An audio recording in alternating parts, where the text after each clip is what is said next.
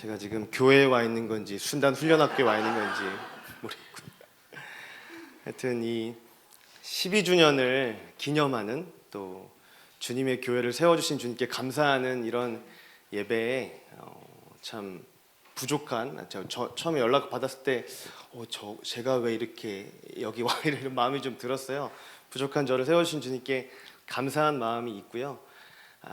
목사님 얘기 잠깐 들어보니까 컨테이너로 시작했던 교회가 이렇게 또 상가에 와서 함께 주님의 또 교회가 된 것에 대해서 저희는 다 모르지만 하나님 아시겠죠? 하나님이 주는 그리스도시여 살아계신 하나님의 아들이십니다 하는 그 고백 이후에 세워진 예수님이 머리가 되시고 주인 된 이 하나님의 교회를 친히 세우셨고 또 인도해 오시는, 세워가시는 우리 그 주님 앞에 우리 감사와 영광의 박수를 먼저 함께 올려드렸으면 좋겠습니다. 우리 옆에 있는 분에게 주님이 하셨습니다 고백하죠. 네. 여러분, 바울 서신을 이렇게 보내는 그 성경이 이렇게 13권이 있잖아요. 근데 바울 서신에 보면 그 모든 서신에서 그렇진 않지만 바울이 교회에 편지를 쓰다가 어떤 자신이 알고 있는 이 소문으로 들었던 교회를 소개하는 장면들이 종종 나와요. 기억나십니까? 이 교회는 이런 소문이 있더라, 저 교회는 저런 소문이 있더라, 그 교회는 그런 좋은 소문이 있더라 하고 바울이 교회를 예수 그리스도의 이름으로 세워진 교회가 어떤 모습으로 걸어가는지 자랑하는 장면들이 나와요. 근데 제가 이런 좀 생각이 좀 들었습니다. 기도하면서 제가 사실은 선한목자교회 처음 와봤고요. 여기 우리 2436호가 더 잘 알 것 같은데 잘은 모릅니다. 잘은 모르고 그렇지만 목사님 성도분들을 제 얼굴을 뵀었는데 제가 소문을 들었어요. 소문을. 이런 생각. 그 바울 서신에서 바울이 마치 이 교회는 이렇습니다 그 소문을 듣고 교회를 향해서 소개하면서 그 주님을 높이고 칭찬하듯이 그런 제가 소문을 들었어요. 이 교회가 그 인원은 작지만 하나님의 나라와 의를 구하는 느헤미야 기도하는 교회가 맞습니까? 네, 그런 소문을 들었어요. 그리고 제가 우리 고순철 간사님이라고 제 훈련학교 때 함께 섬겼던 분이 있는데 그분이 저희 문경에 교제하러 왔다가 선한목자교 이야기를 한번 해주시더라고요. 제가 물어보지도 않았는데 그 선한목자교회라는 교회가 전교인이 제주도로 전도 여행을 왔다는 거예요. 자기가 함께 합류하게 됐는데 자기가 그래도 몇 팀을 좀 받아보고 함께 했던 시간 가운데는 제일 전도의 열정을 가지고 그 짧은 시간에 이곳저곳을 막 전도했던 기억이 본인 안에 난다고 그런 얘기를 하는 걸 들었어요. 그러면 그리스도의 교회인 선한목자교회는 전도의 열정 있는 교회가 맞습니까? 아멘. 네. 제가 들었던 소문 한 가지를 소개해 보는 겁니다. 그리고 이런 이야기를 들어본 적 있어요. 제가 알고 있는 우리 몇몇의 청년들이 있는데요. 그 청년들은 복음으로 치열하게 살지만 잘 못 살아서 넘어져 있는 친구들이죠. 주로 저한테 가끔 전화가 와요. 선교사님 제대로 살고 싶은데 정신을 차리고 싶은데 한 번만 만나주세요. 만나면 이런저런 교제들을 하는데 제가 알고 있는 청년 2명만 해도 이 교회에서 2달, 3달을 이렇게 묵으면서 같이 말씀도 읽고 기도도 하고 또 본인이 선교대 다니는데 어떤 등록금에 대한 싸움을 하는데 함께 이 교회가 싸워주고 먹여주고 재워주고 이런 시간들을 보냈다는 것을 제가 굳이 물어보지도 않았는데 제가 이런저런 통로를 통해 선한목자 교회에 대한 좀 소문을 들었던 기억이 있습니다. 이 모든 것은 주님이 하신 거죠, 목사님? 아멘. 주님이 하셨습니다. 우리 하나님이 세우신 교회에 또 그리스도의 성도들이 주님을 사랑해서 열방을 위해 기도하고 또 우리 주 예수 그리스도의 이름을 주님을 모르는 영혼들에게 전도하라고 하는 전도하라고 하는 마음을 따라 순종하고 또 나그네를 대접하기도 하고 영혼을 섬기는 이런 일들을 성실하게 해나가게 하시는 주님을 찬양하고요. 우리 선한목자교회 성도들을 향해서 우리 좀 큰 박수, 사랑의 격려의 박수를 함께 했으면 좋겠습니다. 할렐루야. 주님이 하셨습니다. 네. 살짝 부담이 됐어요. 12주년 어떤 말씀으로 함께 기념하면서 주님께 감사했으면 좋겠나. 또한 하나님 저에게 주시는 여러 가지 말씀들이 있지만 꼭 이 선한목자교회를 잘 아시는 하나님께서 필요한 말씀이 있다면 어떤 말씀일까요? 제가 기도하는 가운데 제가 이전에 해봤던 말씀들 중에 좀 떠올랐던 말씀이 있었어요. 우리 그 말씀 본문으로 한번 가봤으면 좋겠습니다. 마태복음입니다. 마태복음 28장이에요.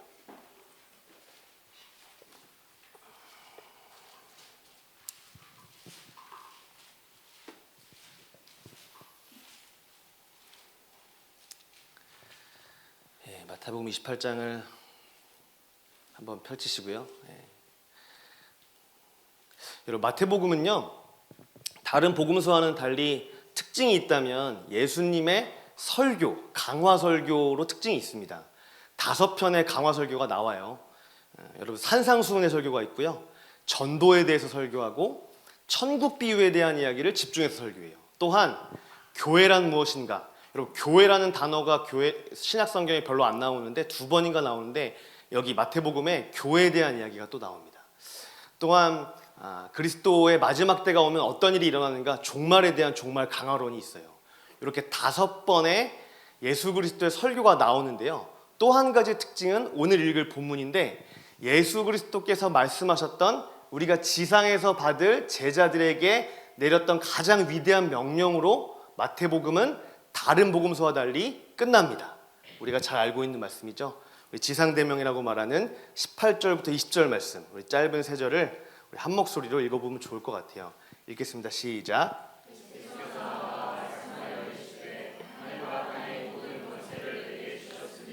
그러므로 너희는 가서 모든 민족을 제자로 삼아 아버지와 아들과 성령의 이름으로 세례를 베풀고 내가 너희에게 분부한 모든 것을 가르쳐 지키게 하라. 볼지어다 내가 세상 끝날까지 너희와 항상 함께 있으리라 하시니라. 아멘. 예수님이 성도와 교회에게 내렸던 가장 위대한 명령이죠. 여러분, 이 명령은 지켜야 하는 겁니까? 아멘, 아멘. 그러면 누가 과연 이 명령을 가장 주님의 뜻대로 잘 지킬 수 있는 걸까? 제가 이전에 마태복음 28장을 묵상하다가 28장에는 예수님이 부활한 장면이, 그러니까 부활하신 예수님이 나오거든요. 근데 부활하신 예수님 앞에 섰던 사람들의 모습이 있는데요, 제가 보기에는 이 3가지 종류로 반응하는 사람들의 모습이 나오더라고요. 근데 우리 3 종류로 반응하는 사람 모두가 그 예수 그리스도의 지상명령을 다 지킬 수 있는 사람은 아닙니다. 분명 이 중에 3 종류로 반응하지만 한 종류로 반응했던 이 사람이, 과연 정말 이 사람이 예수 그리스도의 위대한 명령을 지킬 수 있는데요, 이 3 종류로 반응했던 사람들의 이야기를 한번 짧게 다 살펴보고 넘어가면 우리에게 교훈이 될 수 있을 거라고 생각해요. 자, 첫 번째 종류의 사람은요, 부활하신 예수 그리스도를 믿지 않는 사람들이에요. 부활하신 예수님을 거부하고 멸시하는 사람들이고요, 이 사람들이 바로 예수님을 십자가에 못 박았습니다. 이 사람들의 이야기 한번 먼저 볼까요? 11절부터 15절입니다. 11절부터 15절 함께 저랑 교독해 볼게요. 제가 11절 읽겠습니다. 여자들이 갈 때 경비병 중 몇이 성에 들어가 모든 된 일을 대제사장들에게 알리니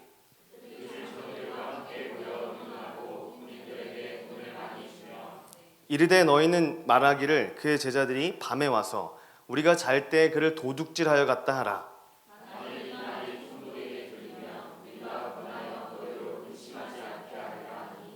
제가 15절 읽어볼게요. 군인들이 돈을 받고 가르친 대로 하였으니 이 말이 오늘날까지 유대인 가운데 두루 퍼지니라. 제가 한번 여쭤보겠습니다. 예수 그리스도의 부활을 적극적으로 멸시하고 거부했던 사람은 누굴까요? 여기 읽었던 구절 안에 누굽니까? 여러분, 놀랍게도요, 대제사장과 장로입니다.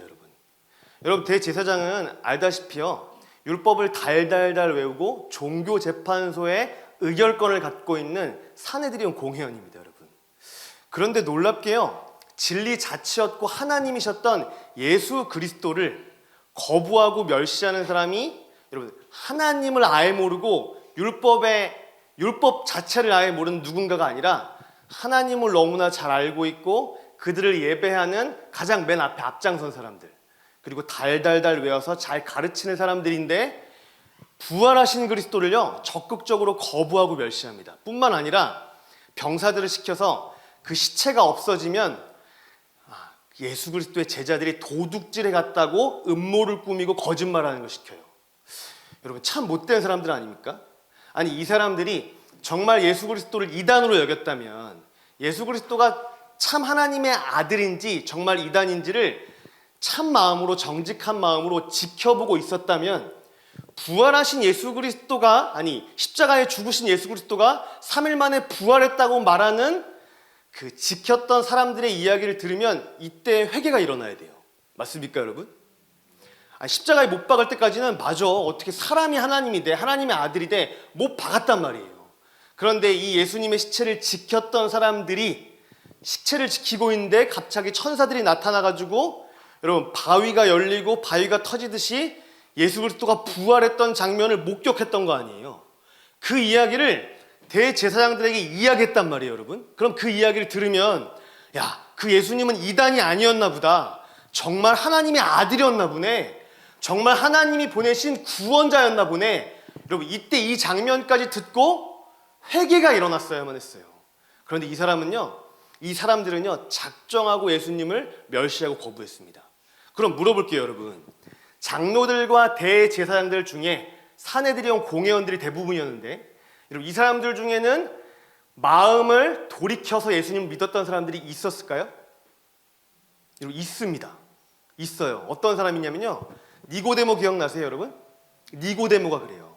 니고데모도 사내들이온 공회원 71명 중에 한 명이었지만 그 사람은 정직한 마음으로, 참 마음으로 주님 앞에 서서 나중에 회심하게 되고 돌이키는 일이 있어요. 또 한 사람은 예수님의 시체를 달라고 말했던 아리마대 요셉도요 공회원이었습니다. 그런데 지금 우리가 살펴보고 있는 이 장면은 이 사람들 말입니다. 이 사람들은 마치 정치꾼들처럼 음모를 꾸미고 예수 그리스도를 없던, 정말 사기꾼처럼 여기면서 마치 그의 제자들이 그를 도둑질해 갔다 이렇게 거짓말을 시킨단 말이죠 여러분. 여러분 한번 물어보겠습니다. 이 예수 그리스도의 부활을 믿지 않고 부활하신 예수님을 적극적으로 거부했던 사람들, 이유가 뭘까요? 이유가, 아니 분명히 부활하신 예수님 앞에서 회개할 수 있었어요. 거듭날 수 있었고요, 주님 제가 죄인입니다 엎드려서 돌이킬 수 있었어요. 그런데 끝까지 돌이키지 않고 부활하신 예수님을 멸시하면서 거짓말했던 이유는 뭘까요 여러분? 여러분 다른 이유가 아니라, 우리가 성경을 다 찾진 않겠습니다. 이 사람들은 자기를 사랑하는 사람들이었고요, 자기의 영광을 포기하지 못하는 사람들이었습니다. 맞아요, 율법을 잘 알아서 전 하나님을 사랑합니다 라고 말은 했지만 결국 자기를 사랑하는 사람들이었어요. 그걸 요한복음 5장에서 예수님이 제사장들에게, 바리새인들에게 얘기해주고 계시거든요. 너희는 하나님의 영광을 위해 산다고 말하는 사역자지만 하나님의 영광이 아니라 너의 영광을 위해 살고 있어 라고 말하는 사람들이었죠. 그러니까 자기 사랑과 자기 영광을 추구하는 걸 움켜쥐고 있으면 자기보다 인기가 많았던, 자기와 남달라 보였던 예수님을 질투하며 끝까지 놓지 않는 거죠. 여러분, 이 사람들의 어떤 반응이요, 사실은 멀리 있지 않고 어쩌면 여기 있는 우리의 모습과 닮지 않았습니까? 우리도 자기를 사랑하고 자기 영광을 추구하는 마음 때문에 하나님을 하나님으로 믿지 못하는 모습이 우리의 옛사람이었어요. 동의하십니까? 그럼 여기서 저는 교훈을 한 가지 얻고 싶어요. 이 사람들은 왜 이렇게 됐을까요? 이 하나님을 사랑한다고 말은 했지만 자기 사랑과 자기 영광으로 살았던 이 사람들은 왜 이렇게만 됐을까요? 우리 이 이야기를 로마서 2장으로 한번 가서 살펴보고 싶어요.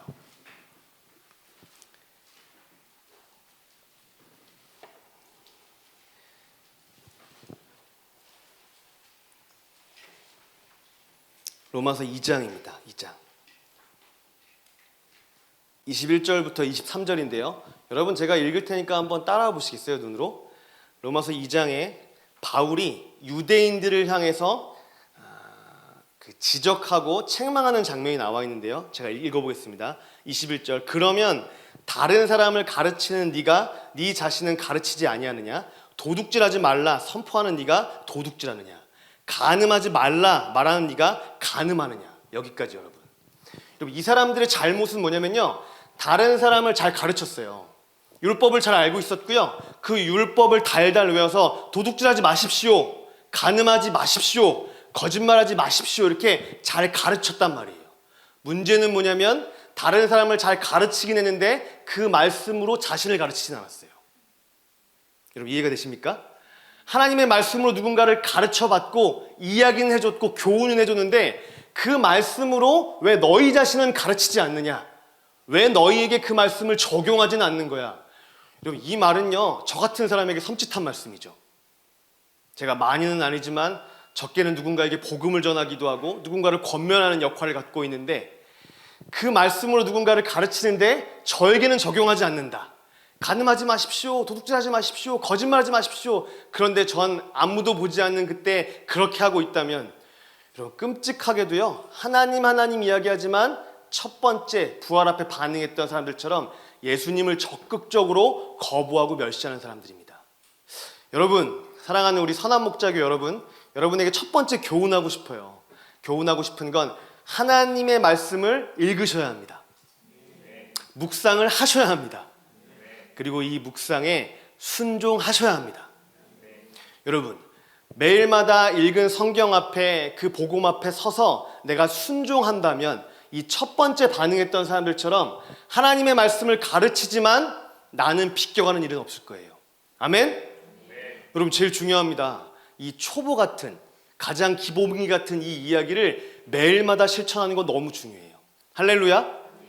여러분 어느새 누군가에는 가르쳤고 누군가에게 나눌 수 있는데 나에게는 이 말씀으로 주님과의 교제도 없고 순종도 없고 복음 앞에 서지 않는다면 여러분 그거보다 끔찍한 일은 없습니다. 우리 하나님의 말씀을 묵상합시다. 우리가 말한 대로 말값을 하며 사십시다. 아멘. 두 번째입니다. 두 번째 부활 앞에 반응했던 사람의 모습은요 17절에 나와 있어요. 17절 우리 다시 한번 마태복음 28장으로 가보시죠. 마태복음 28장 17절입니다.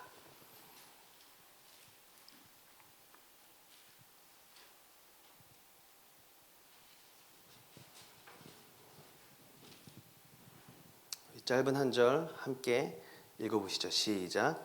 예수를 배웠고 경배하나 아직도 의심하는 사람들이 있더라. 첫 번째는 부활하신 예수님을 적극적으로 멸시하며 거부했던 사람들이라면 두 번째는요 그리스도를 경배합니다. 그리스도를 예배해요. 그리고 우린 손을 들고 주님을 찬양합니다. 그런데 아직까지도 마음 한켠에는 주님을 의심하고 있어요. 이 모습은요 저와 우리에게 종종 일어나고 있는 모습이고요 발견되는 영역이 다 남다르게 있습니다. 여러분 맞습니까? 분명히 성경도 읽고 예배하는 모양도 있고 주님 앞에서 부활하신 주님 앞에서 경배는 하는데 사람들은 몰라요. 왜냐하면 그 의심은요 마음 안에서만 일어나는 거거든요. 그런데 하나님은 알 수 있을까요? 알 수 있어요. 여러분 네가 경배하는 모양은 갖고 있는데 여기 표현된 것처럼 여전히 나를 의심하고 있구나. 주님 부활하셨군요. 할렐루야. 말씀대로 나의 죄를 위해서 십자가에 죽으시고 3일 만에 부활하셨어요. 맞아요. 죽으시고 부활하신 주님을 믿습니다. 라고 경배는 하는데 여전히 한켠에 의심한단 말이에요. 한번 찾아봤습니다. 이 의심한다는 단어가 혹시 이 원어로는 뭐라고 말하고 있는가? 조금 도움이 됐어요. 이 원어의 의미는 이런 단어를 사용하고 있더라고요. 의심한다는 표현을 망설인다 이런 표현을 사용하고 있어요. 여러분 한번 생각해 보세요. 누군가를 향해 경배하고 신뢰한다고 말하지만 의심하고 있다는 말은요 망설이고 있다는 말이에요. 너무 와닿지 않습니까? 맞아요. 여러분 이 망설인다라고 말하는 이 단어는요 신약 성경에 딱 두 번 사용됐대요. 첫 번째는 우리가 보고 있는 이 장면이고요.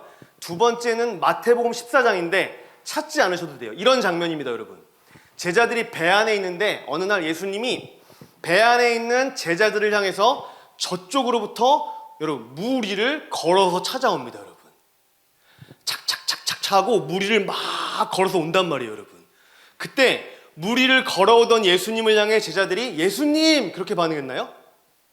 뭐라고 반응했죠?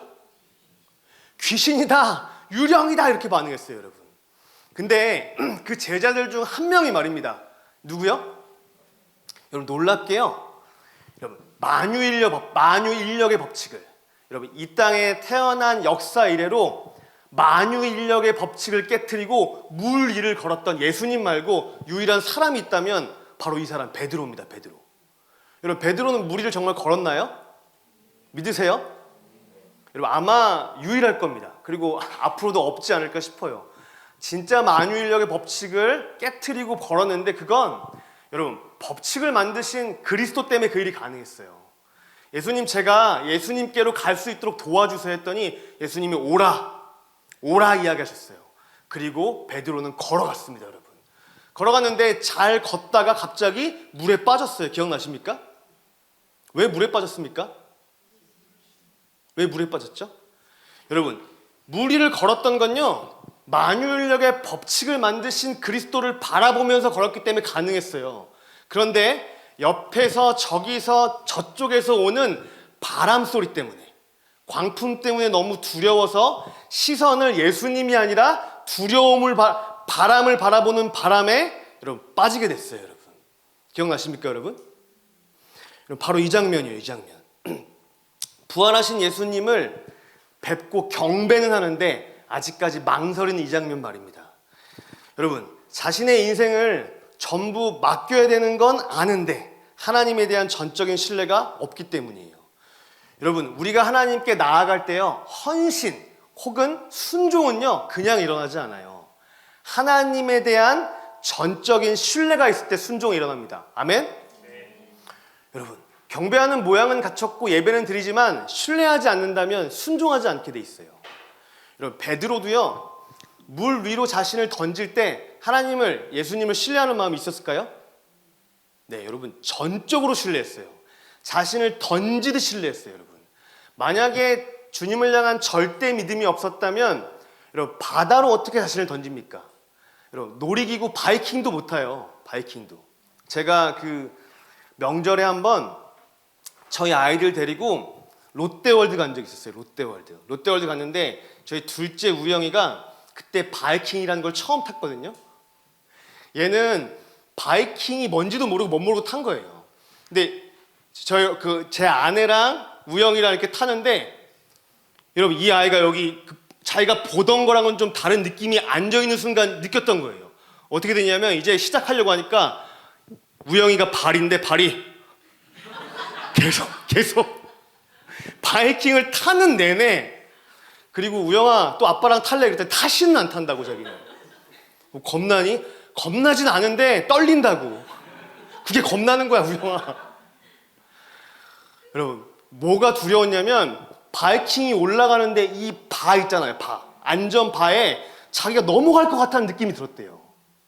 그러니까 이 넘어갈 것 같다는 느낌, 처음에 못 모르고 탈 때와는 다르게 넘어갈 것 같은 느낌이 있으니까 자기 죽어도 안 탄다는 거예요. 여러분, 진짜 안 타더라고요. 안 태. 그러니까 여러분 자기가 이것 때문에 위험해질 것 같다는 생각만 해도 안 탑니다. 안 타. 그런 것처럼 베드로는 처음에 자신의 전부를 던지는 일이 있었어요.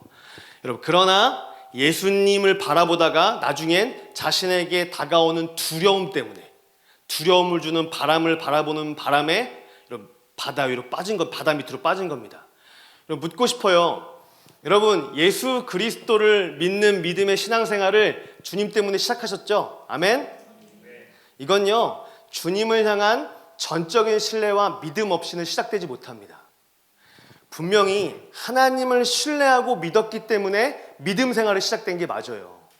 그런데 이렇게 믿음의 걸음을 걸어오다 보다가 나도 모르게 찾아오는 생활의 영역에서 염려가 되고 두려움을 주는 영역이 생긴 겁니다. 여러분 그때 여러분 어렵지 않아요. 염려 바라보지 않고 두려움 바라보지 않고 예수님 바라보면 돼요. 할렐루야. 처음에도 여러분 부활하신 예수님을 믿음으로 신앙생활이 시작된 거예요. 그런데 걷다 보니까 사람 바라보고 상황 바라보고 염려되고 두려워지니까 주님께 헌신도 안 되고 순종도 안 일어나는 거예요. 여러분 우리 처음부터 끝까지 예수님만 바라봅시다. 아멘. 로마서 8장 32절은 이야기예요. 들어보세요. 자기 아들을 아끼지 않으시고 우리 모두를 위하여 내주신 분이 어찌 그 아들과 함께 모든 것을 우리에게 선물로 거저주지 않겠습니까? 아멘? 그리고 염려와 두려움이 찾아오면요 예수님 주신 거 생각하면 돼요. 하나님이 나를 사랑해서 아들을 주셨지, 전부를 주셨지. 여러분, 그러면 못 줄 거 없습니다. 아멘? 자꾸 염려가 되니까, 자꾸 두려워지니까 주님을 향해서 순종 못하고 한 걸음 못 걷는데 예수님 생각해 보자고요. 나 같은 죄인을 이처럼 사랑해서 세상에 하나님이 아들을 전부로 주셨다고요. 여러분, 아들 주시면 못 줄 거 없어요. 아멘? 우리 옆에 있는 분에게 주님이 아들을 주셨답니다. 할렐루야. 하나님 우리에게 전부 주신 겁니다. 아멘. 아멘. 두 번째 영역이었고요. 우리 주님 참으로 믿을 만한 분이세요. 우리 세 번째, 부활하신 그리스도 앞에 반응했던 이 세 번째 사람의 이야기를 전 꼭 하고 싶었는데요. 우리 한번 마태복음 28장 5절부터 9절. 마태복음 28장 5절부터 9절. 저랑 번갈아 가면서 읽겠는데요. 제가 한번 읽어볼게요. 천사가 여자들에게 말하여 이르되 너희는 무서워하지 말라. 십자가에 못 박히신 예수를 너희가 찾는 줄을 내가 아노라.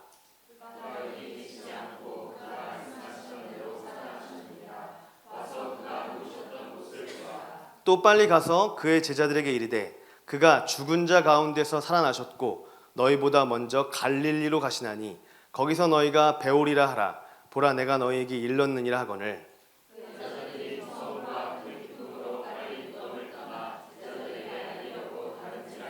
함께 읽어볼까요? 예수께서 그들을 만나 이르시되 평안하냐 하시거늘 여자들이 나아가 그 발을 붙잡고 경배하니. 천사가 여자들에게 말합니다. 예수님 부활하신 것 같아서, 아니 예수님의 시체를 찾아왔던 여인들에게 예수님 여기 없어, 예수님 부활하셨어. 천사들이 이야기해줘요. 부활하셨군요 하고 놀랬고, 이 여인들은 예수님의 부활을 믿었습니까? 믿었어요. 여러분, 의심했습니까? 아니요, 의심하지 않았습니다. 어떤 장면을 보면 그러냐면 9절이 그래요.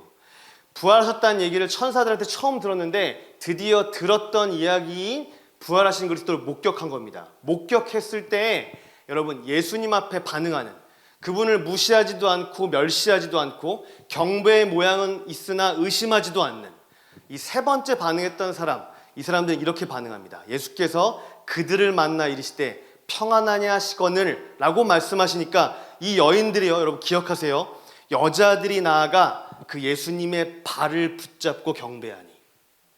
여러분, 유대 사회에서는요, 누군가의 발을 붙잡는 표현은 주님, 오 주인이시여 내가 당신에게 내 전부를 걸고 복종하겠습니다, 이런 표현을 담고 있어요. 그러니까 경배의 모양을, 예배의 모양만 하고 있었던 것이 아니라 자신의 정말 전부를 들여 복종을 맹세한 겁니다. 여러분, 여기 나오는 사람이 한 여인이었어요? 여자들이었어요? 여자들이었어요. 여러분, 마태복음에는 이 여인들이 누구인지 한 명 한 명을 기록하고 있지는 않습니다. 그러나 제가 이 말씀을 보면서, 이번에 다시 이 말씀 보면서 이 여인들 중에 꼭 있었을 것 같은, 이 여인들 중에 한 명으로 꼭 있었을 것 같은 한 사람이 떠올랐어요. 여러분, 그 사람은요, 마가복음 14장에 나옵니다. 한번 찾아가 보시죠.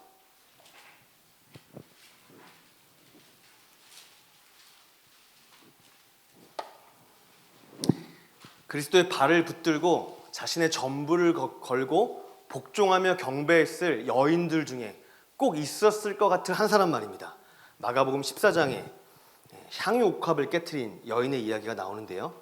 우리 3절부터 9절인데 우리 이 잘 알고 있는 여인의 이야기 한 절 한 절 좀 봤으면 좋겠어요. 마가복음 14장 3절부터 9절입니다.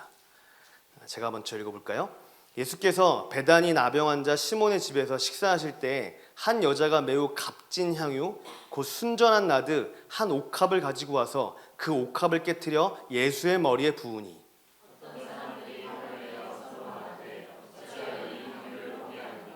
이 향유를 300데나리온 이상에 팔아 가난한 자들에게 줄 수 있었겠도다 하며 그 여자를 책망하는지라.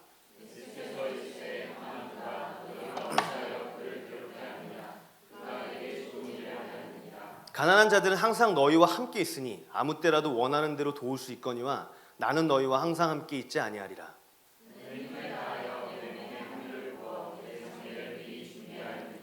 같이 읽어볼까요? 내가 진실로 너희에게 이르노니 온천하에 어디서든지 복음이 전파되는 곳에 이 여자가 행한 일도 말하여 그를 기억하리라 하시니라. 저는 이 여인이 분명히 있었을 것 같아요. 그 부활하신 예수님 앞에 그 여인들 중 한 명으로 누구보다 주님의 부활을 기다렸고 부활하신 주님을 목격하자 그의 발을 붙들고 자신의 전부를 건 복종을 표현합니다. 의심했냐고요? 의심하지 않았습니다. 조금도 의심하지 않았어요. 이 여인의 이야기가 한 곳을 떼어서, 사실은 마태, 마가, 누가, 요한, 사복음서 전체에 이 여인의 이야기가 실려 있거든요. 그토록 중요한 이야기겠죠.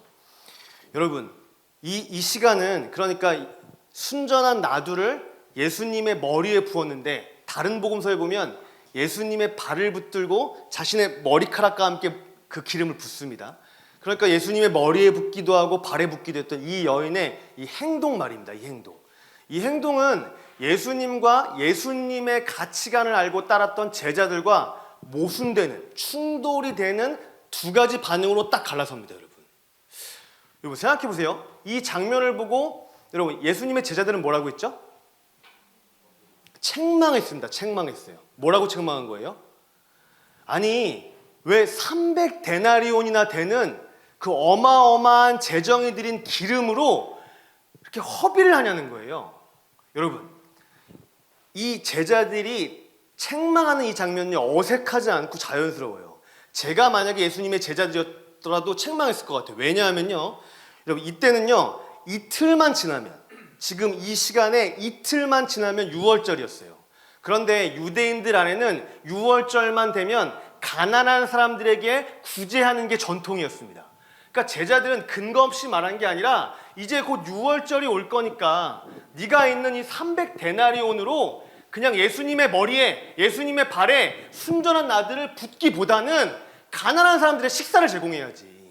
아니, 저 굶어서 죽어가는 사람들에게 구제하고 헌금해줘야지. 저 같아도 그랬을 것 같아요, 여러분. 여러분, 이 300데나리온은 지금으로 말하면 얼마냐면 시가 5천만 원입니다. 대단한 돈이죠. 200데나리온으로 여러분 5천 명에게 식사를 제공했다고 말해요. 다른 보험서에 보면. 그러면 300데나리온이면요, 여러분 7천 명이 넘는 사람에게 한 끼의 식사를 제공할 수 있는 엄청난 돈이었어요. 그러니까 제자들이 보기에는 야, 7천 명에게 식사를 제공할 수 있는데, 아니 다른 힘들어하는 사람에게 도와줄 수 있는데 이걸 왜 예수님한테 한 번에 붓는 거야? 라고 당연히 책망할 듯 싶어요. 그런데 예수님의 반응은 완전 다릅니다. 예수님 이렇게 이야기하잖아요. 6절에 예수께서 이르시되 책망하는 그 사람들을 보고 가만두라. 너희가 어찌하여 그를 괴롭게 하느냐. 그가 내게 어떤 일을 했대요? 좋은 일을 했대요. 여러분, 제자들이 보기에는 나쁜 일을 한 거예요. 책망받을 일을 한 거예요. 그러나 예수님이 보기에는 칭찬받을 일을 했고 좋은 일을 했습니다. 물어볼게요. 예수님이 말씀하시는 좋은 일, 칭찬할 만한 내용은 뭡니까? 뭐 때문에 그런 거예요? 우리는 알고 있습니다. 8절이 이야기하죠. 여러분 읽어보세요. 시작.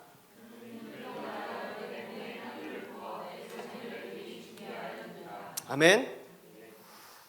그러니까 이 여인은 제자들 중에서도 12 사도는 아니었지만 예수님을 따랐던 사람들 중에서도 예수님이 이야기했던 십자가 사건을 이해하고 있었던 것입니다. 그리스도의 죽음이 헛된 죽음이 아니라는 사실에 대해서, 그리스도의 죽음이 온 인류를 구원할 거라는 사실에 대해서, 그리스도의 죽음이 자기 같은 죄인에게 영생을 줄 거라는 사실에 대해서 이 여인은 어마어마한 5천만 원 되는 시가의 그 순전한 나들을 붓게 된 거예요, 여러분. 그렇게 이야기합니다. 이 순전한 나드는 그때 유대 사회에서 두 가지 경우에만 사용됐대요. 첫 번째는요, 장례 용품으로. 사람이 죽을 때 죽는 장례 용품으로 사용됐고, 두 번째는 아이러니하게도 결혼식 용품으로 사용됐다는 거예요. 제가 좀 잘 모르니까 성경학자의 이야기를 한번 좀 찾아봤어요. 그럼 그건 어떤 의미인가? 장례 용품과 결혼 용품으로 순전한 나드가 사용됐는데 분명히 이 여인이 그리스도의 죽음이 자신과 온 인류를 구원할 거라는 사실을 기념했던 이야기예요. 뿐만 아니라 여러분, 그리스도의 죽음으로 지금의 이런 주는 그리스도시요 살아계신 하나님의 아들이십니다 라고 말하는 선한목자교회 같은 교회가 십자가의 죽음과 부활로 탄생할 거라는 것을 알았던 거예요. 할렐루야. 아멘. 그분의 죽음으로 그리스도로 말미암아 연합하는 결혼 말입니다. 아멘. 그러니까 예수님이 이야기하잖아요. 9절에 보면 내가 진실로 너에게 이르노니 온 천하에 어디서든지 십자가의 죽음과 부활의 예수 그리스도의 복음이 전파되는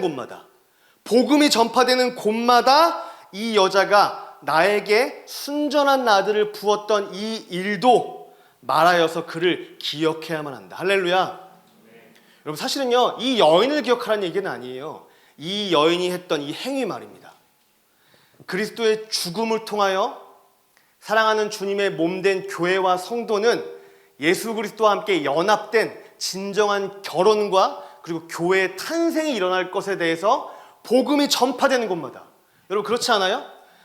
여러분, 죽으면 끝이 아니에요. 천국과 지옥이 옵니다. 하나님이 나 같은 죄인을 이처럼 사랑하사 하나님의 아들을 우리의 죄를 대신해서 십자가에서 죽이셨습니다. 그 십자가의 죽음은 끝이 아니고 3일 만에 부활하셨어요. 여러분, 믿으셔야 합니다. 십자가에 죽고 부활하신 예수님을 믿으십시오. 아멘.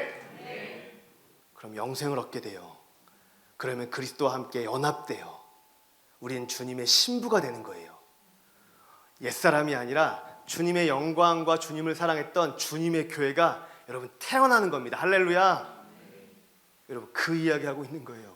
복음이 전파되는 곳마다 이 여인이 했던 일이요. 할렐루야. 아멘. 전 이 이야기가 감동적입니다, 여러분. 여기 있는 저와 우리가 부활하신 그리스도를 정말 사랑하고 기념한다면 여러분, 우리에게 그 구원은 달려있지 않아요. 하나님이 전적인 하나님의 은혜로 우리를 구원하신 것처럼 십자가에서 아들을 내어주신 사랑으로 우리에게 교회가 되게 하신 것처럼 우리가 전하는 복음을 통해 그 일이 일어나게 될 줄 믿습니다. 하나같이 그리스도의 발을 붙들고 복종했던 사람들을 통해 하나님은 하나님의 교회를 세워 가셨습니다. 여러분, 달린 데이블로 로즈라고 하는 사람이 있어요. 이 사람은요, 1940년도에 뉴기니, 지금으로 말하면 파푸아 뉴기니죠. 그 곳에 정글에 들어가서 사역했던 여인입니다, 여러분. 이 여인은 수많은 고난을 당해야만 했어요. 이 여인이 사역했을 당시는요, 20대 초반의 어린 신부였습니다. 사역하다가 제2차 세계대전에 휩쓸려가지고 일본의 여러분 수용소에 끌려가게 돼요. 거기서요, 여러분 썩은 쥐로 말미암아 섞여있는 죽을 먹게 되고 거기서 십이지장충, 회충, 이질 모든 것들을 힘들게 겪어야만 했어요. 뿐만 아니라 동료와 선배 선교사들은 죽어야 되는 상황을 지켜봐야만 했어요. 그것도 참 슬픈 일인데 시간이 흘러가면서 자신의 남편도 잃어야만 했어요. 여러분, 생각해 보십시오. 여러분, 대단한 남자 그리고 엄청난 성경을 잘 알아서 그 말씀을 가르칠 수 있는 위대한 선포자가 아니라 아주 가냘픈, 마치 마태복음에 부활하신 그리스도 앞에서 힘은 없고 초라해 보이고 그리고 너무 연약해 보이는 이 여인들이 그분의 발을 붙들고 경배했던 것처럼 말입니다. 오히려 장로들과 제사장들은요, 힘이 있었어요. 권력이 있었다고요. 돈이 있었냐고요? 돈이 있었죠. 다른 사람들에게 위대한 선포를 할 수 있는 전달력도 있었고요, 지식도 뛰어났어요. 그런데 놀랍게 하나님의 위대한 지상 명령은 그 권력 있고 돈 많고 그때 당시에 성경을 달달 외우고 잘 가르칠 수 있는 훌륭해 보이는 누군가를 통해서 그 명령이 지켜지지 않았고요, 누가 봐도 보잘것없고 누가 봐도 연약해 보이고 누가 봐도 힘없어 보이지만 오직 한 가지, 주님, 제 전부를 다해서 주님을 사랑합니다. 아멘. 제가 할 수 있는 거 있어요. 저 다른 건 없어요. 돈도 없고 권력도 없고 유명하지도 않고 뭘 잘할 순 없지만 제가 주님의 발을 붙들고 주님 가라는 곳에 갈 수 있어요. 제가 주님의 발을 붙들고 주님이 하라고 하는 거 순종할 수 있어요. 제가 매일마다 묵상하는 말씀 앞에 남들이 보건 안 보건 그 말씀하신 주님 앞에 주님을 사랑하기 때문에 저 순종하면서 걸어갈 거예요. 할렐루야. 그런 교회가 저와 선한 목자 교회가 되길 축복합니다.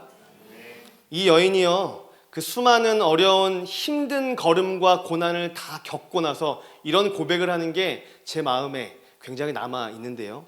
들어보세요. 그녀는 그런 시간을 다 보내면서 이렇게 자기 자신에게 자문했대요. 들어보세요. 모든 일이 잘 될 때 성경 말씀을 읽고 믿는다고 고백하기란 어렵지 않다. 그러나 이해할 수 없는 시련을 당하면서도 말씀을 믿는다고 고백할 수 있을까? 자기 자신에게 자문한 겁니다. 여러분 그렇지 않아요? 아니 모든 게 형통할 때요. 주님 사랑해요. 전 주님만 따르겠습니다. 이렇게 말하지 않을 사람이 어디 있어요? 그런데 나에게 겪는 고난, 힘든 어려운 말이에요. 주님을 따른다는 건요. 그렇게 형통한 이야기만은 아니에요. 맞습니까? 우리는 세상 한복판에 있고 경건하고 거룩하신 그리스도를 따라가는 하나님 나라가 된 사람이에요. 아멘. 고난을 당하는 건 이상한 일이 아닙니다. 그렇게 그리스도를 따라가다가 어려움을 겪을 수 있습니다, 여러분. 아멘. 그 여인이 이해할 수 없는 시련을 당하면서도 말씀을 믿는다고 고백할 수 있을까라고 자문했는데, 그러나 그 고백을 주님은 이렇게 바꾸셨다. 들어보세요. 주님, 저는 성경에 기록된 모든 말씀을 믿습니다. 저는 믿음으로 행하고 보는 것으로 행하지 않습니다. 당신이 가까이 계시다는 것을 느끼지 못해도 좋습니다. 주님이 저를 떠나지도 버리지도 않는다고 성경에 기록되어 있기 때문입니다. 할렐루야.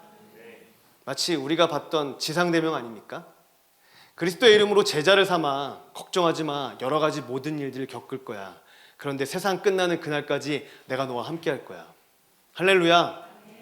그럼 아프리카에 우리가 알고 있는 리빙스턴이라고 하는 선교사가 마지막 죽을 때 그의 인생을 이끌었던 좌우명 같은 말씀이 옆에 있었다고 말하잖아요.